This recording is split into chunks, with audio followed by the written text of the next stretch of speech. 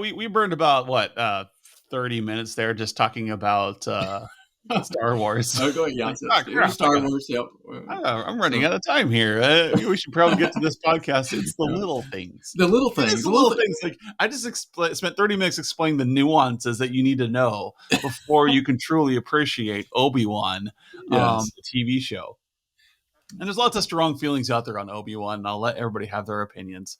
But you know, it was a very nuanced show, and like these little things started adding up into a big story. And if you didn't know the little things, then you know the Obi-Wan show just kind of fell on its face.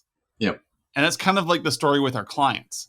Like, you know, we're gonna mess up as MSPs. You're gonna have times where you miss deadlines. You're gonna forget a project, or you're gonna get into firefighting mode, or a large event's gonna occur. And have you built up enough goodwill with your clients that they're gonna be like, you know what, that's okay? Yes. Yep. I think I had somebody explain to me one time, you put chips in a bag. Chips in. Yeah. So Eventually. every time I do something nice for you, or I do you a favor, Yeah. I'm putting a chip in your bag. And at some point, I'm going to withdraw from that bag. And if there are no chips in that bag, you're going to throw that bag at me. Okay. All right, it took me a minute there. So, you know, you started down that road and, you know, I was thinking potato chips. But, you know, Of course you think but if we're talking about chips, you know, like coins. Yes. Okay. I get that part. Yes. That yeah. Like poker chips. And, you know, some people like hoard chips. You know, they're constantly doing nice things for other people, and they never spend the chips asking for favors, or they never spend the chips building something. So like you have your business and you're building your business and you've done all these great things. You've donated to people, you've helped them out, you've mentored them, and you're so independent. Maybe you're a Gen Xer, you know, you're so independent that you don't know what sorry, my phone just rang there. You're so independent, you don't know how to ask for help or to get a favor. And so you have this big bag of chips and all these people that are willing to help you out, and you're like, no, I don't need people's help. But rather you could say, hey, you know, can you help me do this? Hey, I'm doing an event in a week. Can you promote it for me? Yeah. You're spending a few chips there. But you know what? The bag is pretty full. So you need to collect chips and spend chips. So maybe I have the bag. I don't know how the analogy works.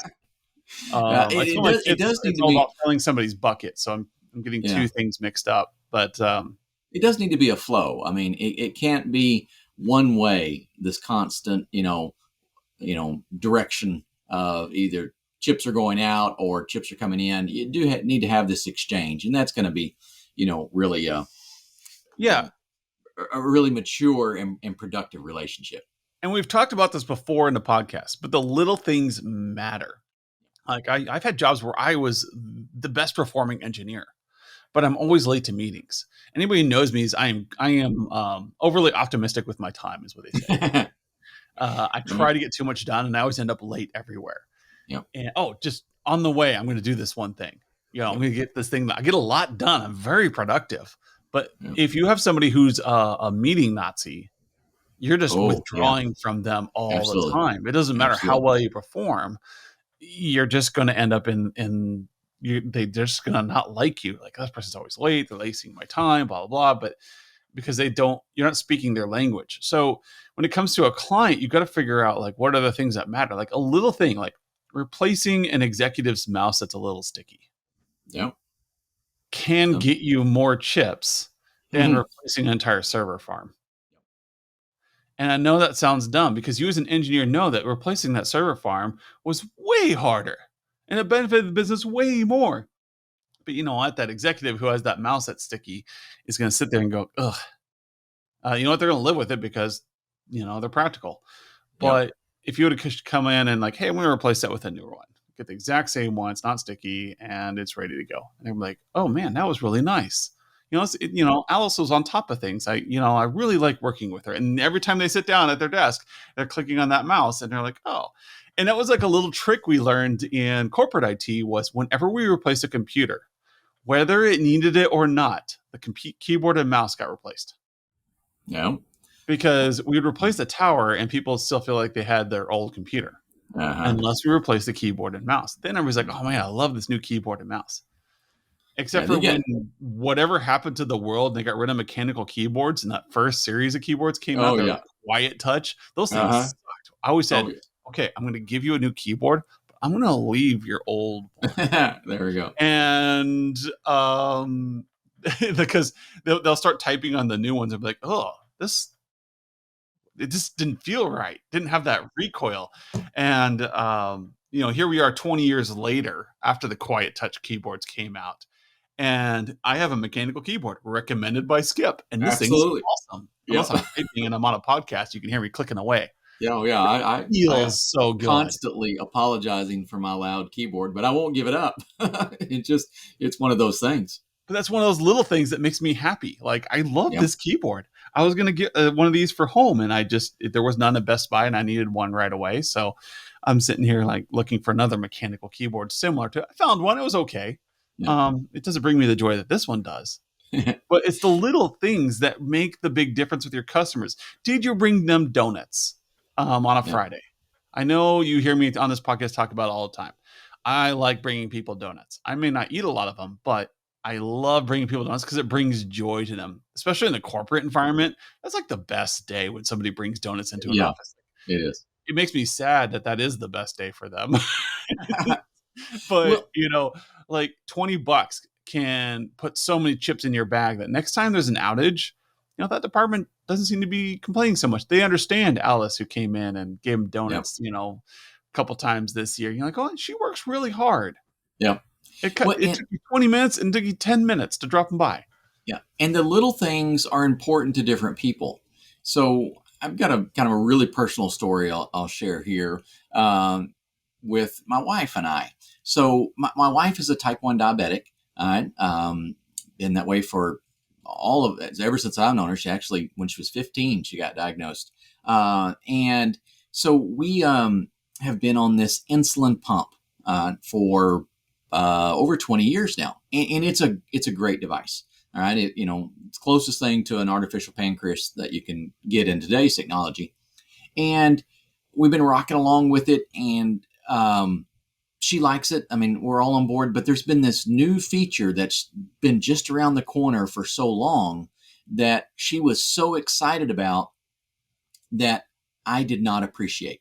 All right. So it's definitely a little thing. All right. So this feature is you can pair your insulin pump with your phone.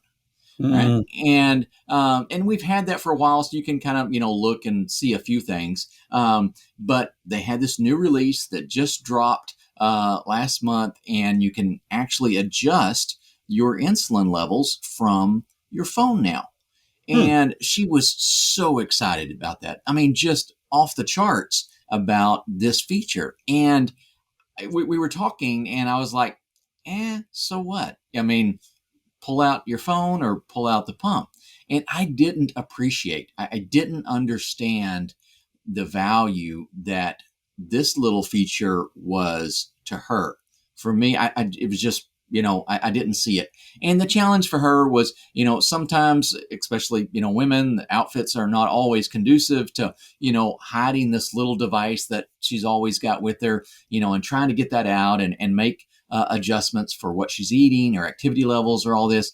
And when she had the ability to do all of those very critical, very necessary things, but do it from a much easier perspective, that's just been transformational. And so, I had to get on the ball pretty quickly because sometimes I'm a little slow. All right. But I quickly began to realize, hey, this is really important to her. It's a little thing to me, but it is a huge thing to her. And so I think we have to really be aware of the little things, and from the perspective that they may not be little to us. Yes. So, little is a perspective deal. And if you don't have the right perspective, what may be little could be actually gigantic. And that's all part of knowing your client. What is the little thing they care about? Now I can give you general, like, little things to care about. And we all know that, like our spouses love food. You make food for your Mhm. spouse, it's always a win. I don't care Yeah, who you there. are. It's always a win. But not being a diabetic myself, I don't know the nuances, like what actually would make life, better quality. Yeah. And it might seem silly to me. And a lot of times we do judge things that are just like, why would anybody care about that thing? It's like, you know what, that was their world. That was the next thing to them. And understanding your client, so like, hey, 10,000 different technologies as an engineer. Which one of those 10,000 technologies would make the biggest impact to your client? Maybe, they're really curious about NFTs. Maybe they're really curious about how the VR world works. Like, who knows what it is? Maybe they're really into inventory management and tracking, fleet management. I mean, there's a whole bunch of different technologies out there. Maybe they really like wearable tech, and you can introduce them to some little things like, while you're on site, swapping out a PC or working on a server or doing some routine maintenance. You'd be like, hey, did you see that new coat that came out that is made from graphene and it warms you? Yeah. Have you checked out that new smartwatch? I see that Apple's going to release their new smartwatch. Like, they don't know when their releases are often. You have them memorized. So the things that are like just normalized in your world are cutting edge in most other people's.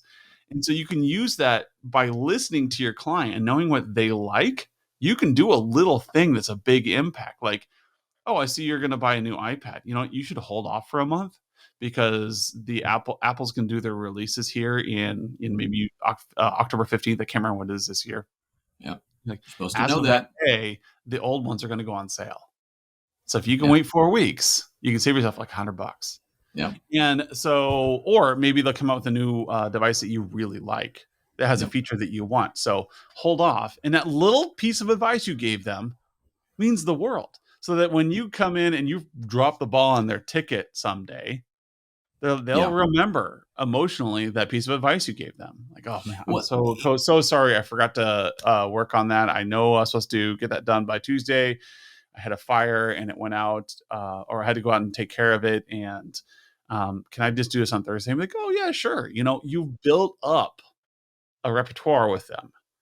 And I've seen it so many times where we get so into break fix where you come on, you fix the problem, and you leave without building a relationship, without doing something little. And so if you fix a computer, maybe blow out their keyboard while you're there. Maybe talk to them about their dog that you see the picture of it on their desk. Like, oh, what's your dog's name? Guarantee you, if somebody has a picture of their dog on their desk, they want to talk about their dog. That's probably true. Yeah. Without fail. I mean, but these little things and learning about your client is going to take you to that next level. Well, It's and don't make going it. to give Yeah. you those chips in the bag. Don't make assumptions either. So you had a great analogy there with the iPad. So if you wait until the new one comes out, the older ones will be on sale. Well, for me, that's a little thing. I mean, skip the tightwad, right? So I'm all about a bargain and getting something at a discount.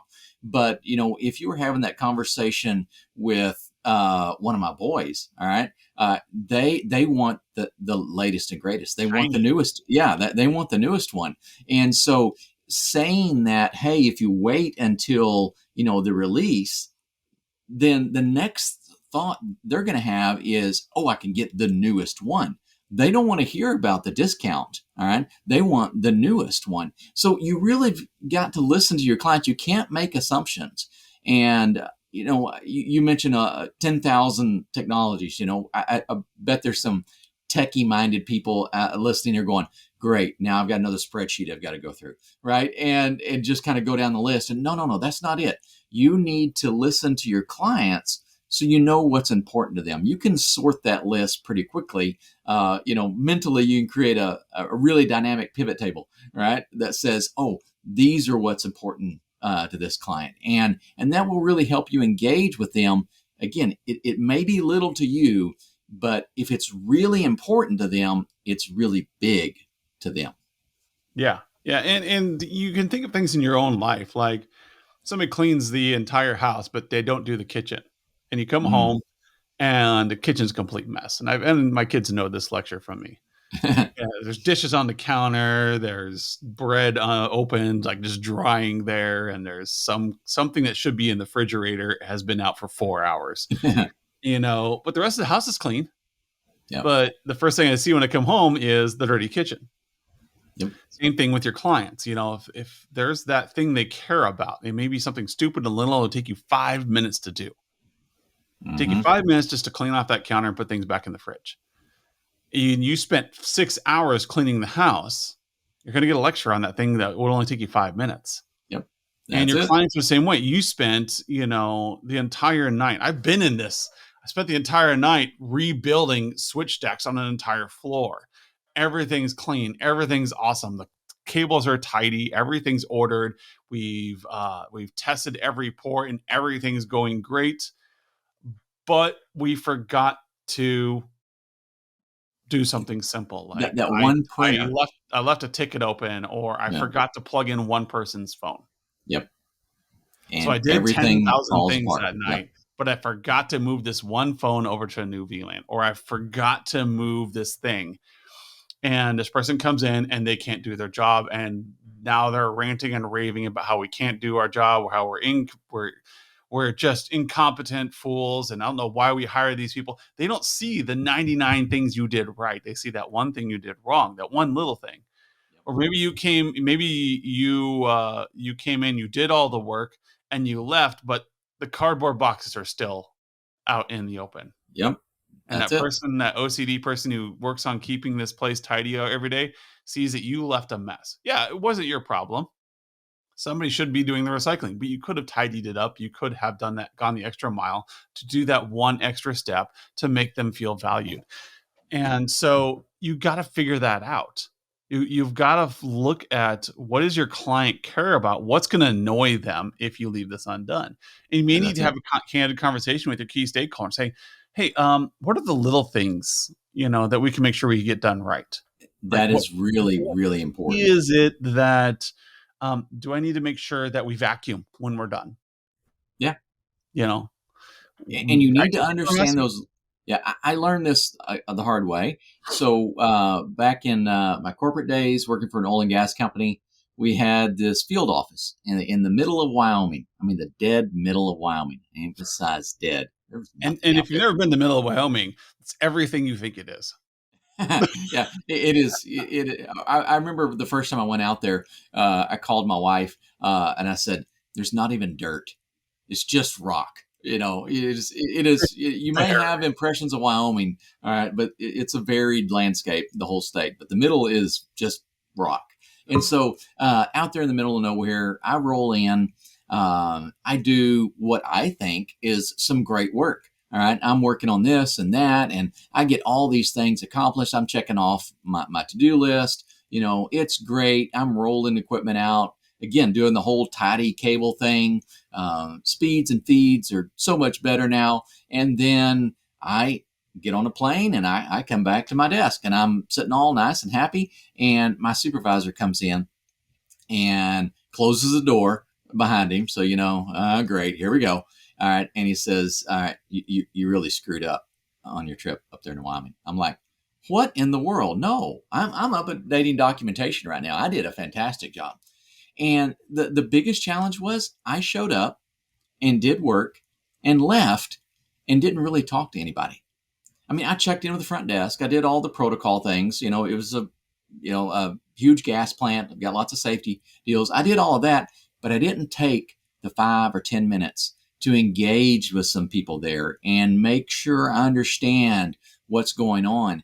And they knew I was coming. That was part of the procedure. And they had a list of things that they wanted to talk about. Now, they weren't necessarily things that I could solve, but being a, team member in the technology group, I needed to listen to that list. I was the face of the technology group. And I just needed to have a short conversation with them over coffee. And they had lots of donuts there. It could have been so simple, but I really took a black eye on that event because I didn't stop to communicate. I didn't check in with them to understand what their little things were. Now, in retrospect, I don't think there are any items on the list, because I did eventually get the list and I looked that over and they're like, there's nothing on here that I could have done. All right. But the big little thing that I could have done was just listen, to just stop and listen. And so, we've got to make sure that we don't get so focused on the great, awesome, and big technical things that we're doing that we miss out on the little things that we think are little but are really important to our clients. Yeah, and I think Skip's got a great point with like telling the personal story and telling the story about the corporations, because you can have this relational, it's got to sink in that managing your clients is very similar to managing your personal relationships. Yes. And Yeah. I think I said it in a podcast the other day, like if you treated your clients, if you treated your significant other the same way you treat your clients, Ooh. would you still have clients? Would you still have a significant other? Yeah. So, Yep. the little things matter, and they build, and they can withdraw from accounts. No matter how big and awesome of a thing you've done, it can be undone by one little thing that picks on people, Mm-hmm. that annoys them. So, like right now, like my family knows my schedule pretty well. I have received in the past 10 minutes 4 phone calls and 5 text messages. So those of you Yep. keep me see me look down. Yep. And so it's like, you guys know that I'm doing, I have meetings, right? And I'll message you back when I'm done. And but like they love messaging me during meetings. I think it's like Yep. subconsciously they know. Yep. And so it's like as soon as you pick up a bunch of bags, somebody's going to call your pocket. Yeah. That's And just the way it always immediately works. you're annoyed. And you're Mhm. like, okay, you know what? I just need to forgive them and move on from my day, because they don't know that I'm carrying 16 grocery bags trying to do that one trip into the house. But, on the converse, if they saw you carrying those 16 bags and they come out and they pick up half of them, Yeah. all of a sudden you've got a chip in your bag. Yep. Same thing with your client. Like your client doesn't know why you were late on the ticket. They don't know why you didn't get this thing done. It may be that you are fighting a huge fire. Maybe you're carrying a lot at the time and they just happen to be the one that you dropped. Yep. And if you build up enough equity and you build up enough of that relationship with your client, when you do drop the ball, it's not so bad. Same thing with your family. Like when they call me 15 times in the middle of a meeting, like, you know what? They're just trying to organize the day. We're getting ready to go on a big trip. Yeah. They cleaned the whole house for me yesterday, so I'm not that annoyed. Yeah. And that is how you build client relationships, through the little things. Do something small on a regular basis. And we in our software have something called touch point alerting, where we say do something small. Yep. Do Yep. anything. Just be Anything. nice to your clients, Yes. and be present, so that when you do drop the ball, inevitably you will, because we are an operational field. Yeah. It's not so bad. And and you make somebody's day, and you got those chips for a while, and then you can spend them at some other point when, like, hey, I need to push off your ticket. And I think a lot of you know this, is that you have that client, you can push off tickets on it. You can call like Bob and say, hey Bob, Yep. I can't get to your project, can we push it off a week? And Bob's going to be okay with it, most likely. But then there Yep. are clients, if you call them and told them you're going to push off a meeting or push off a project, they're going to be pissed. It's just an explosion. Yeah. And that's where you need to be doing the little things. That's where you need to, like, hey, I'm going to focus on the little things with this client for a little while, and kind of build up that relationship. That's a You're good indicator. probably Yeah. missing if Yep. you cannot do those things.